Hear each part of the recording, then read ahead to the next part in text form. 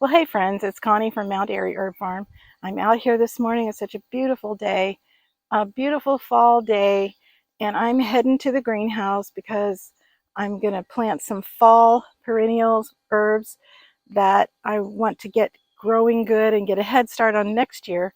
So this is really going to help me a lot. So this is my greenhouse. It's really just a hoop house, but I've been using it for years. It's worked really great for me.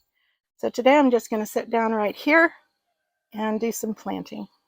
Before we get started, I wanted to talk to you about why I like to plant herbs in the fall. I like to plant them in the spring, mostly just annuals in the spring, but in the fall I like to do the perennials because it gives me a head start on next year, and that's always a good thing.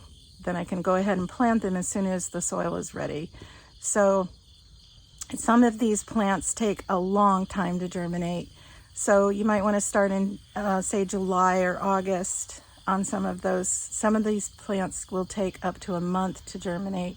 Some of them you have to stratify and even scarify. So those are things I'm going to go through with you and show you how I do it. Also, I want you to remember tomatoes, cucumbers, a lot of the garden plants that we're used to, they germinate fairly quickly and fairly easily. You hardly have to do anything. But with wild plants, out in nature, they're going to get roughed up, they're going to get moved around, they're going to have to find the right soil. So it is a lot more work that you have to do to get them to germinate. And the germination rates on them are much lower. So you're going to get 50%, sometimes even lower. So you always need to plant a lot more than you want. And so you'll end up getting hopefully the amount that you actually want, but you're going to need a lot more seeds. Take, for instance, the mullein seed. The mullein plant, the mother plant, will drop thousands, if not million seeds every fall, and then only a few, maybe 50 or so of those will germinate and will take off if they find the right conditions and the right soil.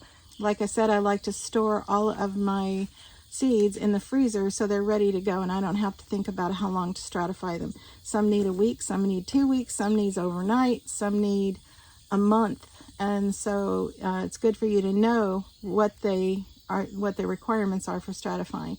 It really does help because they get that cold period of time that they would be getting out in nature. So I've heard people talk about winter sowing, and I have tried that. It just never works for me because of the zone we live in, or maybe just this area, I don't know. But our winters are so weird. We will get very low temperatures for a long time, and then it'll get warm for weeks, and I mean 70s, and that would be germination time. So the plants would germinate and then they would get killed off by another frost. That's why I start in the fall and give them the temperature that they need in the freezer before I plant them. They get the stratification that they need, and then they can go ahead and germinate, and then I'll just watch over them for a while and get them planted out in the spring. What I'm going to plant today is lavender elegance pink, and then I've got some lavender munstead that I got from Baker Creek. Then I've got some rosemary that I definitely want to have a bunch of rosemary for next year. And skullcap. Skullcap is just one of my favorite herbs to grow. And then this is Roman chamomile. I've got a lot of German chamomile that I planted this year, but Roman chamomile is a perennial.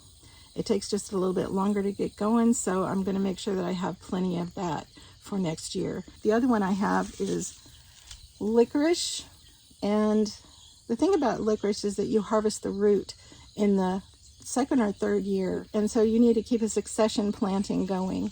I've got this, I have stratified it, and I am soaking it. So soaking it takes the place of the scarification that needs. Some of the plants need the scarification, and the reason is because if they have a very hard outer shell, you have to break that outer shell. And so you don't have to, you can actually just go and plant them like they are, and it'll just take a little longer, and the germination rate is a lot lower. So just watch it really closely and never let it go past a couple of days. That's getting in the danger zone. First one I'm going to do is Roman chamomile. And I do love my chamomiles, of course. They're a very good thing to have in your garden. Lots of benefits to them. I'm going to show you how very small these seeds are. So I just take a little pinch of these and then scatter them over the soil. And it's okay if you get a lot of them in each cell, because you can thin them later, but it's just really hard to get just one in. Thing of importance is to label them. So now there's a label. It's crooked, but that's okay. I use this garden marker because it works really well, and it also doesn't wash off as easily as some of the other ones. That's another reason why it's nice for you to know your seeds. You know your seeds and also know your seedlings. Once you get to know your seedlings, then you can tell when they come up. And I got this. It's a tart tamper, and so I just use it to tamp the seeds down a little bit so that they make connection with the soil. And then, because they really don't want to be covered very heavily, these really tiny seeds, I like to use vermiculite over them. Make sure it covers the seeds, but not too heavily. But they're still going to get a little bit of light through here, through these a little bit more. Some seeds need light, some seeds need dark. And the next one I'm going to do is skullcap. A beautiful herb. And I cannot wait to have this in my garden.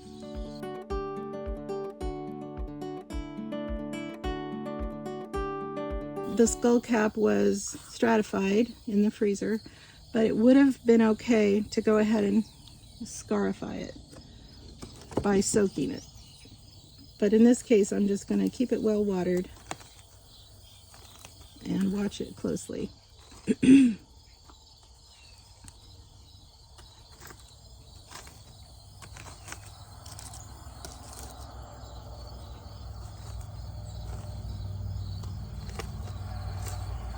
Okay, I see some that need to be mixed in. I'm going to just tamp them down a little bit more with my finger. You can just always use your finger.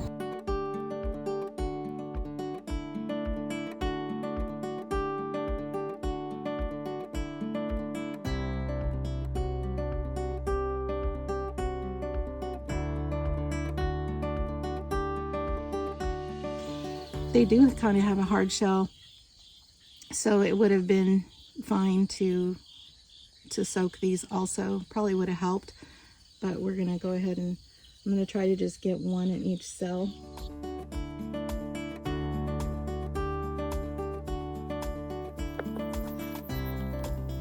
The next 10 cells I'm going to use.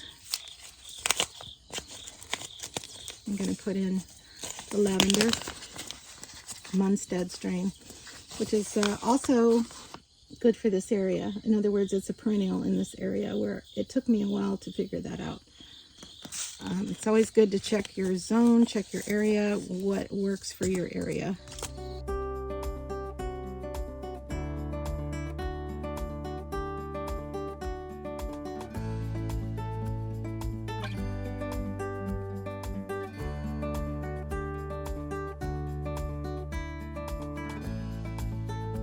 So I'm going to keep these in the greenhouse, watch them really close. They'll enjoy the heat, and then the cool nights, they won't get too cool. Thanks so much for hanging out with me today. I hope you learned a lot. And if you want to see more, be sure and subscribe, and I'll see you in the next video.